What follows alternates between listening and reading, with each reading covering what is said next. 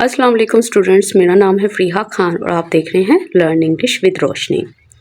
तो इन वीडियोस में हम क्या करते हैं, हम डॉन एडिटोरियल के ज़रिए हम इंग्लिश को सीखते हैं कि कैसे इस तरह के लॉन्ग सेंटेंसेस को पढ़ा जा सकता है, कैसे इनके मीनिंग्स निकाले जा सकते हैं।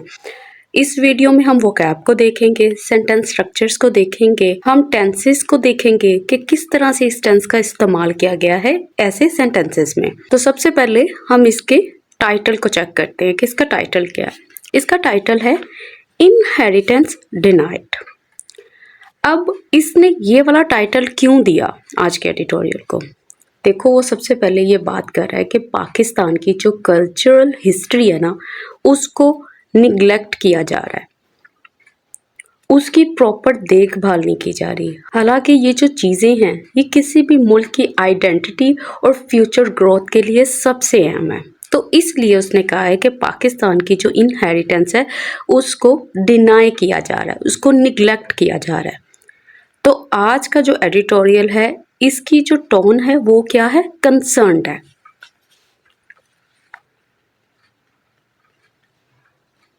इसकी टोन क्या है, कंसर्न्ड है, क्योंकि ये जो राइटर है वो बहुत ही वरीड है पाकिस्तान की इनहेरिटेंस को लेके। तो चले अब इसको स्टार्ट करते हैं। वो कह रहा है पाकिस्तान हेरिटेज, पाकिस्तान की जो सकाफत है। उसके बाद आ गई एम डैश। एम डैश क्यों लगाया इसने? वो या तो अपनी ही बात को एक्सप्लेन करना चाह रहा है या उसके ऊपर जोर देना चाह रहा है। अब यहाँ पे उसने एक्सप्लेन किया है, कैसे देखते हैं। कह रहा है पाकिस्तान की जो हेरिटेज है ना, फ्रॉम कहाँ से, फ्रॉम द हिंदू कश रेंज, यहाँ से लेकर to the Indus banks and delta, यहाँ तक। फिर एम डैश से क्लोज कर दिया। कहता इज अ टेस्टामेंट। ये क्या है? ये टेस्टामेंट है, एक सबूत है। किसका? To the richness of our identity, हमारी शनाख्त की रिचनेस का। अब असल में वो क्या कह रहा है इस पूरी की पूरी लाइन में? वो कह रहा है पाकिस्तान की जो हिस्ट्री है ना, कहाँ से लेकर कहाँ तक, हिंदू कश माउंटेन रेंज से लेकर इंडस बैंक्स और डेल्टा तक, ये दिखाती है कि हमारा जो कल्चर है वो कितना रिच है। अब यहाँ पे इसने ये जो फ्रेज यूज की है ना, रिचनेस ऑफ आवर आइडेंटिटी, इसका मतलब क्या है? इसका मतलब है कि हमारी जो सकाफत और तहरीक का जो खजाना है ना, वो हमारी यूनिक पहचान को बनाता है, ये हमारी यूनिक आइडेंटिटी को शो करता है। अब यहाँ से यहाँ तक हमारा सेंटेंस था। सेंटेंस से कैसे पता चलता है कि हमारे कितने सेंटेंसेस थे? जितने फुल स्टॉप होंगे उतने सेंटेंसेस होंगे। और ये कैसे पता चलेगा कि हमारे एक सेंटेंस के अंदर कितनी क्लॉजेस थी? जितना सब्जेक्ट वर्ब का पेयर होगा उतनी क्लॉजेस होंगी, और जितना फुल स्टॉप होगा उतने सेंटेंसेस होंगे। और टेंस कौन सा इस्तेमाल हुआ है? सिंपल प्रेजेंट इंडेफिनिट का उसने इस्तेमाल किया। टेस्टामेंट का क्या मतलब होता है? टेस्टामेंट का मतलब होता है सबूत, प्रूफ, एविडेंस। बट लेकिन कहता one of the largest ancient civilisation, कहता जितनी बड़े से बड़ी, एंशियंट बहुत पुरानी, कदीम जो सिविलाइजेशंस हैं, जो तहजीब हैं, हैज स्पेंट, कहता वो गुजार चुकी हैं डिकेड्स को, कई सदियों को, अंडर थ्रेट, खतरे में। बिकॉज कहता क्योंकि it was never a national priority, कि वो कभी भी किस कौम की तरजीह ही नहीं थे। अब इसको जोड़ते हैं। वो कह रहा है कि जितनी बड़ी एंशियंट सिविलाइजेशन थी ना, उनमें से जो एक है, कहता उसने गुजार दिए है सदियों को खतरे के अंदर, क्योंकि कहता ये इसको कभी भी नेशनल प्रायोरिटी हासिल नहीं थी, नेशनल तरजीह हासिल नहीं थी, मतलब इसको कभी इम्पोर्टेंट समझा ही नहीं गया था। अब ये चीज़ देखो, ये वाला जो सेंटेंस है ये स्टार्ट ही बट से हुआ, ठीक है। अब इसने यहाँ पे एक स्ट्रक्चर यूज किया, वन ऑफ द, ठीक है, one of the largest ancient civilisations, उनमें से एक। अब इसको हम थोड़ा सा डिटेल में देखते हैं। मैंने आपको एक पहला कॉन्सेप्ट ये बताया था कि वन ऑफ के बाद जो होता है हमेशा प्लूरल नाउन का इस्तेमाल किया जाता है, ठीक है। जैसे one of the teachers, one of the students, क्योंकि जब प्लूरल नाउन होगा तभी उसमें से आप किसी एक की बात कर सकोगे ना। अगर वो होगा ये एक, तो फिर आपको क्या ज़रूरत पड़ी है ये वाले स्ट्रक्चर को इस्तेमाल करने की। जैसे ये सेंटेंस देखो, you are one of the best students, कि जितने भी बेस्ट स्टूडेंट्स हैं, ठीक है, यहाँ पे आपने चंद एक के नेम्स लिख लिए, ठीक है। अब आप कह रहे हो कि ये जितने बेस्ट स्टूडेंट्स हैं ना, उनमें से एक तुम भी हो, मतलब तुम्हारा नाम भी यहाँ पे शामिल है। तो यहाँ पे क्या है, प्लूरल का हमने इस्तेमाल किया, फिर हमने ये सिलेक्शन किया है। आज इस कॉन्सेप्ट को हम थोड़ा सा आगे लेकर चलते हैं। अगर हम इसको इस्तेमाल ऐसे करें कि one of the books is missing from the shelf, तो ये वाला जो स्ट्रक्चर होता है ना, वन ऑफ, ठीक है, ये किसके लिए आया है, ये बुक्स के लिए आया कि बुक्स में से कोई एक बुक। तो हमारा जो वर्ब होगा जो यहाँ पे आएगा वो सिंगुलर ही आएगा। क्यों आएगा, क्योंकि जो हमारी वर्ब है वो वन के अकॉर्डिंग आएगी, वो इसके अकॉर्डिंग नहीं आएगी। बुक्स थी तो उसमें से मैंने सिलेक्शन की, तो जो सिलेक्ट की उसके लिए मैंने यहाँ पे इज लगाया कि one of the books is missing from the shelf. अब इसको थोड़ा सा और आगे लेके चलते हैं। जब ये वाला जो स्ट्रक्चर है ना, वन ऑफ द, जब इसके साथ कोई भी आपको रिलेटिव प्रोनाउन नजर आ जाए, हु नजर आ जाए या दैट नजर आ जाए, तो तब आपने क्या करना है। जैसे she is one of the girls who work hard to be independent. जब आपको ये स्ट्रक्चर नजर आए और इसके बाद आपको रिलेटिव प्रोनाउंस नजर आए, तो तब जो वर्ब होगी वो इसके अकॉर्डिंग आएगी। तब जो वर्ब होगी वो प्लूरल होगी, वो सिंगुलर नहीं होगी। अब कैसे नहीं होगी इसको समझो। She is one of the girls, ठीक है, गर्ल्स का ग्रुप है, ठीक है। आपने कहा ये वो लड़की है, ठीक है। कौन सी लड़की, जो बहुत मेहनत करती हैं इंडिपेंडेंट होने के लिए, अपने पाँव पे खड़े होने के लिए, ठीक है। आपने ना इतनी गर्ल्स को मेंशन कर लिया कि ये वो लड़कियां हैं जो कि मेहनत करती हैं अपने पाँव पे खड़े होने के लिए।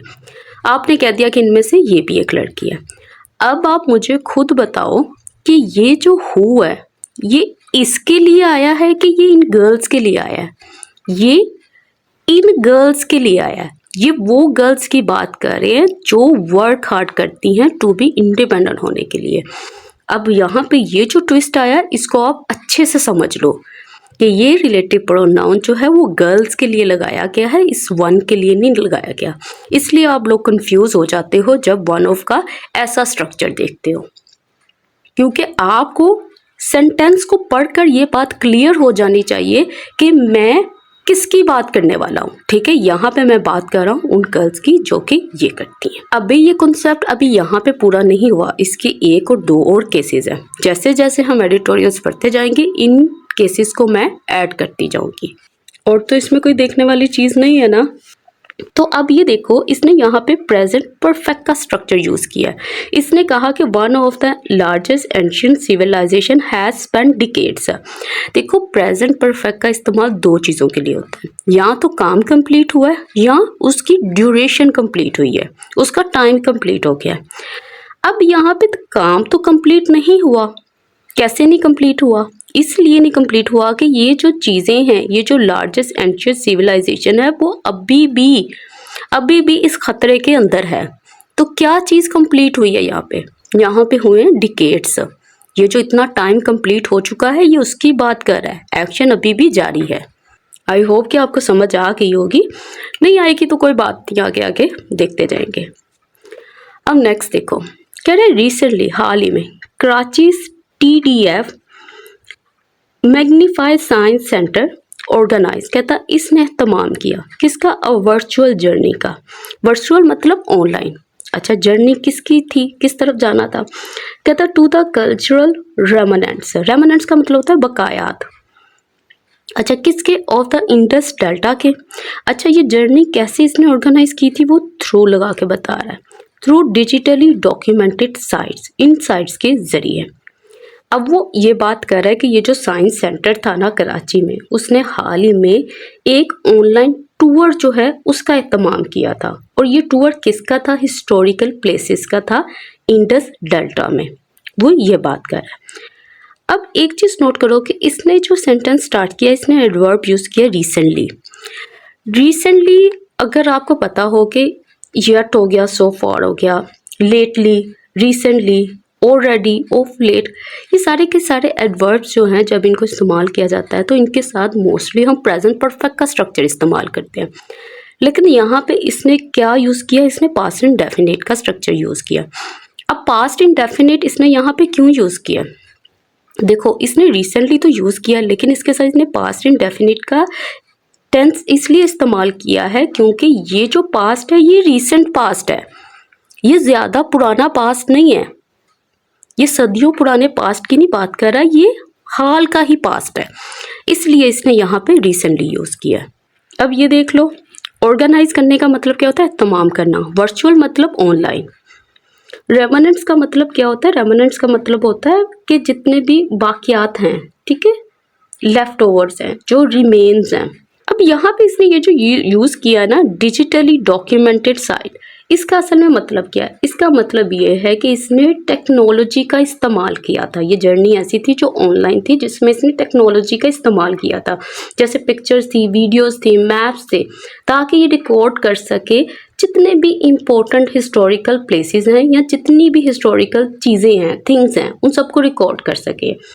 इससे क्या होगा, इससे ये होगा कि हम ऑनलाइन ही इन जितनी भी ये चीज़ें हैं इनको स्टडी कर सकते हैं, इनको एक्सप्लोर कर सकते हैं।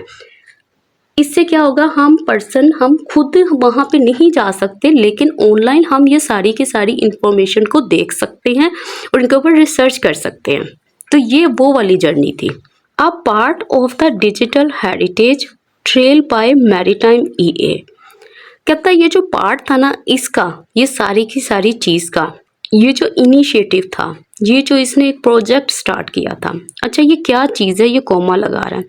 अच्छा इसमें ना बहुत सारी चीज़ें आएंगी जिनको मैं एक्सप्लेन करूँगी सेंटेंस कंप्लीट करने के बाद। कह रहे एन ऑर्गेनाइजेशन, ये एक ऑर्गेनाइजेशन है, फोकस्ड ऑन, जिसका फोकस है किसके ऊपर, कल्चरल हेरिटेज मैनेजमेंट इसके ऊपर, मैरीटाइम आर्कियोलॉजी इसके ऊपर, and blue economy master planning इसके ऊपर, फिर कोमा, कहता the lost cities of the Indus delta project, कहता जिसका नाम है ये, कहता डिजिटली ऑनलाइन डॉक्यूमेंट्स वो रिकॉर्ड करता है, डॉक्यूमेंट करता है लाहिरी बंडर को, भामभोर को, राटूकोट फोर्ट को, रानूकोट को, जाम जैस्कट कोथ को एंड मोर, और ज़्यादा चीज़ों को। अब वो ये बात कर रहा है, कहता है ये वाला जो प्रोजेक्ट था ना इसने ऑनलाइन दिखाया। अभी इसने ये बात की है ना कि उसने ये सारी चीज़ें जो है, ये जो जर्नी थी रखी थी, ठीक है, ऑनलाइन जर्नी रखी थी। अब किन चीज़ों की ऑनलाइन जर्नी रखी थी, ये सारी चीज़ें, ये साइट्स इसने यहाँ पे मेंशन कर दी हैं, ठीक है, डिजिटल टेक्नोलॉजी के ज़रिए उसने ये सारी चीज़ों को दिखाया था। अब ये कौन सी चीज़ें, ये सबके नेम्स यहाँ पे मेंशन है, ठीक है, इनकी प्रोनाउंसिएशन हो सकता है रॉन्ग हो क्योंकि डिफ़िकल्ट हैं वर्ड्स प्रोनाउंस करना। अच्छा अब इस चीज़ को देखो, अब यहाँ पे इसने ये वर्ड यूज़ किया है डिजिटल हेरिटेज ट्रेल।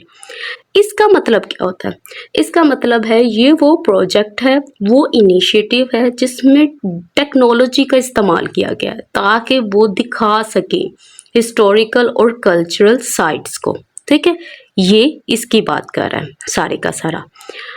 उसके बाद इसने यूज़ किया वर्ड मैरीटाइम आर्कियोलॉजी का।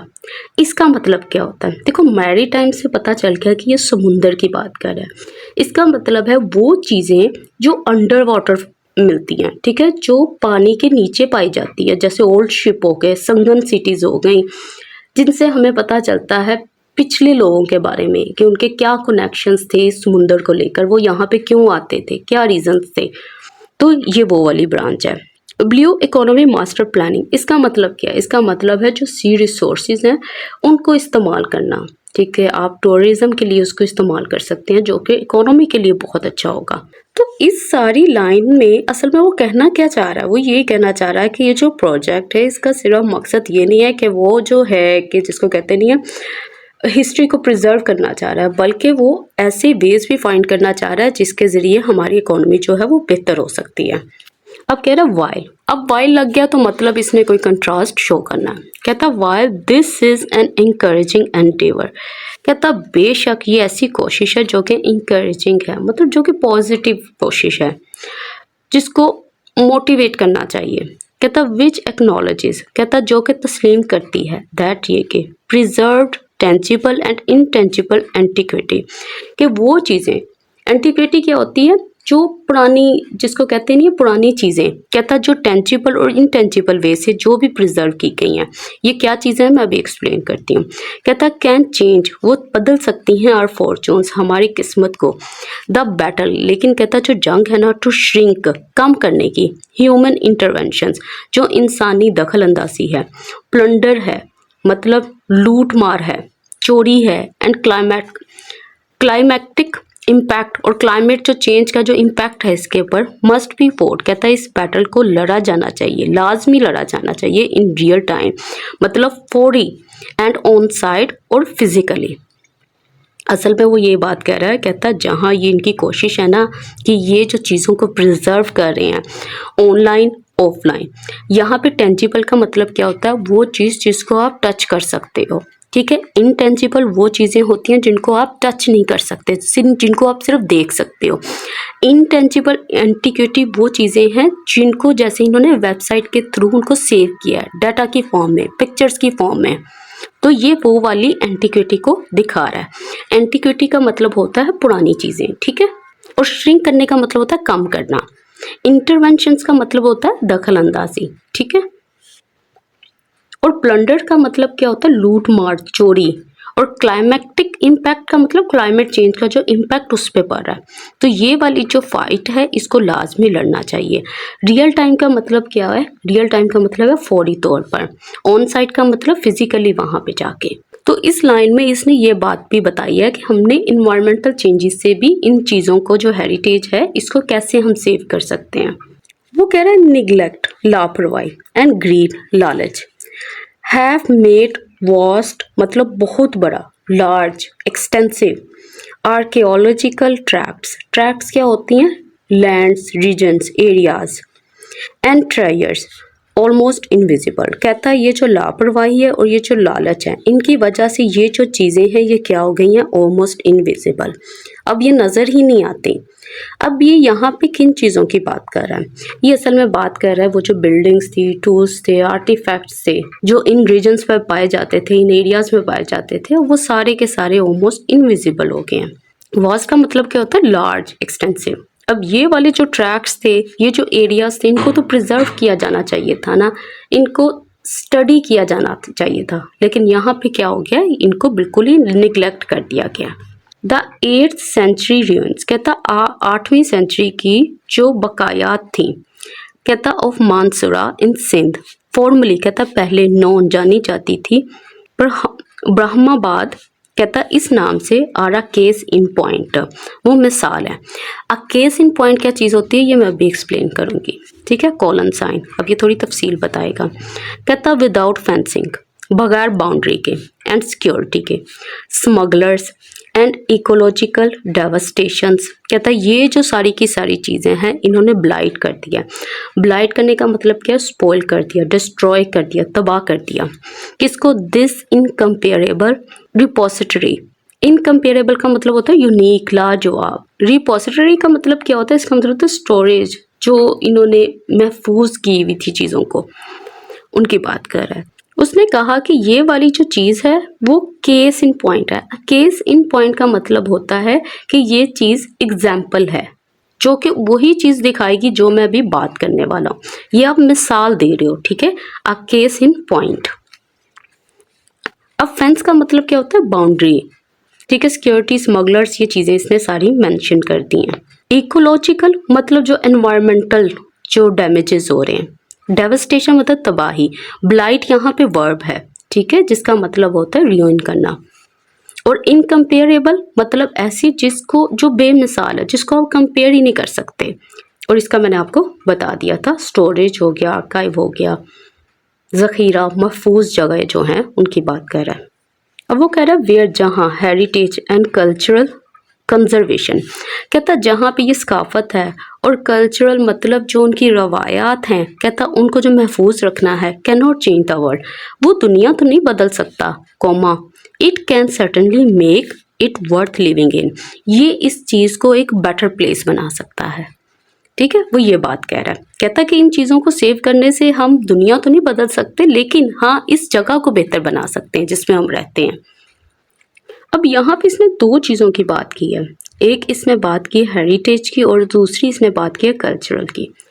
असल में हेरिटेज का मतलब ये है कि वो ख़जाने जो हमारे जो आबाओ अजदाद है, जो पुराने लोग हैं, वहाँ से ये जो हम तक आए हैं। इसने कल्चरल का वर्ड यहाँ पे इसलिए यूज़ किया, इसका मतलब है कि जो कम्युनिटीज़ होती थी ना, उनकी अपनी रिवायात होती थी। तो वो जो रिवायत हैं उनसे हमें पता चलता था कि किस किस्म के लोग हैं, इनका तर्क ज़िंदगी क्या था।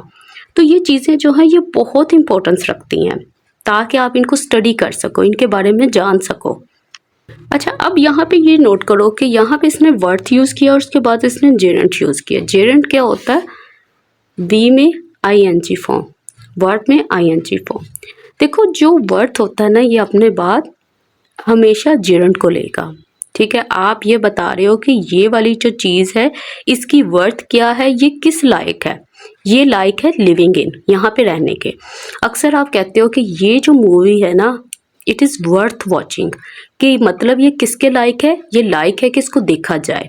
तो वर्थ के बाद आप लिविंग यूज़ करोगे, जेरेंट यूज़ करोगे, वर्थ वॉचिंग यूज़ करोगे। अगर कोई बुक है तो आप ये कह सकते हो वर्थ रीडिंग, कि लाजमी इसको पढ़ा जाए, तो आप ये चीज़ मेंशन करते हो।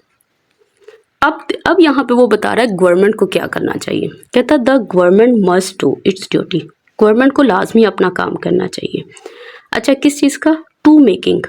अब देखो यहाँ पे टू मेकिंग जो है ये रॉन्ग है, टू मेकिंग नहीं आ सकता। ठीक है, ये काम वो बता रहा है कि ये फ्यूचर में उसने ये वाला काम करना है, तो यहाँ पे क्या आएगा? To make.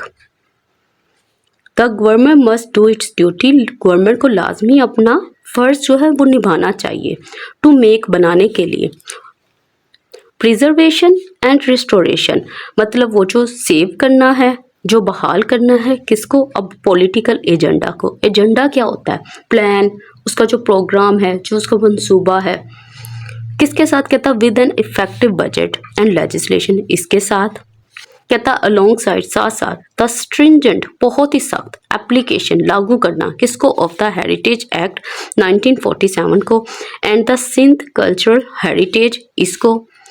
असल में वो यहाँ पे बात कर रहा है कि जो गवर्नमेंट है ना, उसको लाजमी फोकस करना चाहिए प्रोटेक्ट करने के लिए हिस्ट्री को। किस तरह से? स्ट्रॉन्ग लॉज को बनाते हुए और उसको इनफ मनी प्रोवाइड करते हुए। तो वो इस तरह से कह रहा है कि ये चीज़ें जो है वो इस तरह से सेव हो सकती हैं। सबसे पहले क्या चीज़ करना है? आपने बजट को एलोकेट करना है, मतलब वहाँ पे जो भी काम होने वाला है उसके लिए आप प्रॉपर बजट रखो। दूसरा, आप इन लॉज को बड़ी सख्ती के साथ लगाओ, अगर आप वाकई में प्रोटेक्ट करना चाहते हो कल्चरल हेरिटेज को। अब यहाँ पे इसने वर्ड यूज़ किया स्ट्रिंजेंट। स्ट्रिंजेंट का मतलब होता है स्ट्रिक्ट, फर्म, सीवियर, सख्त। अब ये सेंटेंस देखो, वो कह रहा है पाकिस्तान रेयर इनहेरिटेंस। कहता पाकिस्तान की ये यूनिक जो इनहेरिटेंस है रिक्वायर्स, इसको ज़रूरत है इंटरनेशनल कोलैबोरेशन की, दूसरी कंट्रीज के साथ ताउन की, एंड बेस्ट प्रैक्टिसेस, और बहुत अच्छी प्रैक्टिसेस की, टू क्रिएट, ताकि वो पैदा कर सकें सोशो इकोनॉमिक ग्रोथ को। किसके ज़रिए? टूरिज़्म के ज़रिए, एम्प्लॉयमेंट के ज़रिए एंड डेवलपमेंट के ज़रिए। असल में ये वो बात कर रहा है कि पाकिस्तान का जो वैल्यूएबल कल्चरल हेरिटेज है ना, उसको ज़रूरत है दूसरी कंट्रीज़ की मदद। और किसकी ज़रूरत है? और ज़रूरत है कि वो सबसे बेस्ट मेथड्स जो है ना, वो इनको इस्तेमाल करें कंट्री की इकोनॉमी को ग्रो करने के लिए। और जब वो इसकी हेरिटेज को प्रोटेक्ट करेंगे और प्रमोट करेंगे, इससे क्या होगा? पाकिस्तान में जो टूरिज़्म है वो बूस्ट होगा, वो विजिटर्स को अट्रैक्ट करेगा, जॉब्स को क्रिएट करेगा लोगों के लिए, प्रमोट करेगा डेवलपमेंट को कंट्री में। तो अगर सिंपल वर्ड्स में देखो तो वो यही बात कर रहा है कि पाकिस्तान जो है वो ग्रो भी कर सकता है, वो इम्प्रूव भी कर सकता है, अगर वो अपनी हेरिटेज को प्रोटेक्ट करे। ठीक है, इससे क्या होगी? नए जॉब्स आएंगी, टूरिज़्म जो है इसको बूस्ट मिलेगा। अब वो कह रहा है such an undertaking is not easy. कहता ऐसी जो जिम्मेदारी है वो आसान नहीं है। अंडरटेकिंग का मतलब क्या होता है? अंडरटेक का मतलब होता है कोई रिस्पॉन्सिबिलिटी लेना, कोई जिम्मेदारी लेना। कहता हाउएवर, ताहम, it is the most constructive way. कहता ये बहुत ही पॉजिटिव वे है, प्रोडक्टिव वे है, फ़ायदेमंद तरीका है। किसका? टू रीबिल्ड, कि फिर से बना सकें अ सेंस ऑफ आइडेंटिटी को, मेमोरी को, टॉलरेंस को एंड लर्निंग को। अब ये बहुत ही प्यारा सेंटेंस बना हुआ है। ठीक है, इसकी ट्रांसलेशन की बजाय आप इसको समझें वो इसमें बात क्या कर रहा है। कहता अगर जब हम अपने हेरिटेज को प्रोटेक्ट करेंगे ना, इससे हम रीबिल्ड कर सकते हैं सेंस ऑफ आइडेंटिटी को। सेंस ऑफ आइडेंटिटी का मतलब है कि हमें पता चल सकता है कि हम कौन लोग थे, हमारी हिस्ट्री क्या है। मेमोरी और टॉलरेंस और लर्निंग का मतलब यहाँ पे ये है कि इससे क्या होगा, हमें एक दूसरे के बारे में पता चलेगा, हम एक दूसरे के बारे में समझ पैदा होगी, एक दूसरे के बारे में रिस्पेक्ट पैदा होगी, हम एक दूसरे से लर्निंग एक्सपीरियंस हासिल करेंगे, एक दूसरे के माजी को समझेंगे। तो अगर आसान लफ्ज़ों में देखें तो इसका मतलब यही है कि अगर आप हेरिटेज को प्रोटेक्ट करोगे तो इससे क्या होगा, हम अपने आप को बेहतर समझ सकेंगे, हम वैल्यूज़ को समझ सकेंगे, हम हिस्ट्री को समझ सकेंगे, और इसके साथ साथ हम रिस्पेक्ट को और लर्निंग को सोसाइटी में प्रमोट कर सकेंगे। कहता पॉलिसीज़ क्या होते हैं, जो रूल्स होते हैं, स्ट्रेटजीज। कहता दैट डिफाइन कल्चरल राइट्स, कहता जो कि डिफाइन करते हैं इन चीज़ों को। सो दैट, कहता ताकि इंक्लूजन का मतलब क्या होता है, इन्वॉल्वमेंट, शामिल करना, शिरकत, and peace are sacrosanct from the most vital aspect of this journey. अब इसमें कह रहा है, कहता जो रूल्स है ना, जिनको प्रोटेक्ट करना चाहिए कल्चर को, कहता वो इंश्योर करते हैं कि सारे जो हैं इसमें इंक्लूडेड हों, और जो पीस है उसको टॉप प्रायोरिटी के तौर पर रखा जाए। तो अगर इन शॉर्ट देखा जाए तो वो ये बात कर रहा है कि जितने भी कल्चर उन सबको रिस्पेक्ट किया जाना चाहिए, उन सब की इंक्लूजन होनी चाहिए, वो सारे के सारे शामिल होने चाहिए, और इसके साथ साथ जो पीस है, जो अमन है, वो इस जर्नी की प्रायोरिटी होनी चाहिए। एस्पेक्ट क्या होता है, पहलू। वाइटल मतलब इम्पोर्टेंट। सैक्रोसैंक्ट का मतलब क्या होता है, इसका मतलब होता है मुकद्दस, सैक्रेड, होली।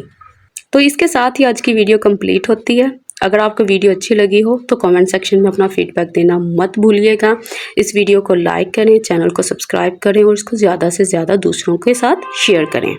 इसके साथ साथ मैं कुछ शॉर्ट्स भी डाल रही हूँ चैनल के ऊपर, जो वो कैब से रिलेटेड हैं या कोई भी इंफॉर्मेशन है, तो प्लीज़ उसको वॉच ज़रूर कीजिएगा। इसके साथ ही मुझे इजाज़त दें। अल्लाह हाफिज़।